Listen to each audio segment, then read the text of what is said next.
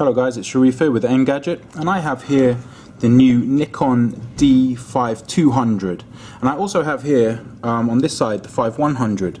The only difference right now is that I have a strap on this one. That's my one, that's my personal camera, and this is the new one, and you can tell that actually these things are visually virtually identical.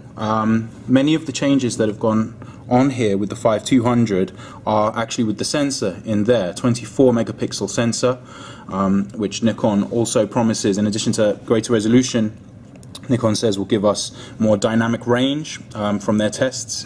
But there's also a couple of external changes. Let's have a look. So over here we have, there we go, a stereo mic. That was missing on the 5100, and Nikon are sort of really bigging up the video capabilities of this camera. We have more shooting modes now, 60i, 50i, 30p, 25p, 24p, and they're also saying that that the tracking of moving objects has been improved on this camera. If we look over at the top, the actual main controls, as far as I can see, they look basically identical. But when we turn on the GUI, the graphical interface, we can see that Nikon has actually made some changes there. Let's have a look. I haven't got a lens attached on either, so we're not seeing the full amount of information. But you can see it's a sort of more contrasty, I don't know, dare I say it, cartoony interface, which compared to the old one, which may be slightly more friendly actually.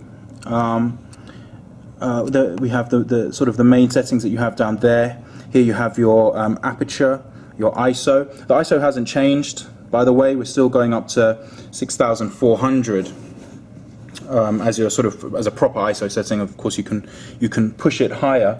I'm going to put a lens on. Just hold on a second. I'll stick on the lens.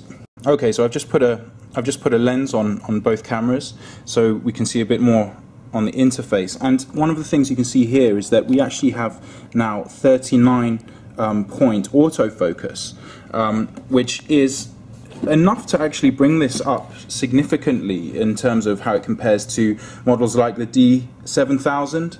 And you know, probably actually a good thing that Nikon, instead of say putting a touchscreen on there, has actually given us some internal improvements, you know, some proper computing improvements and image improvements. And just to say, as a last point, you can see here we still have the same articulating display, which is a real selling point of the 5100 and now the 5200.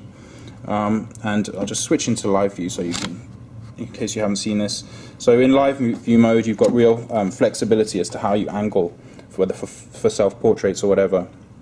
So there we have it, an incremental improvement. Oh, before I go, actually, one last change.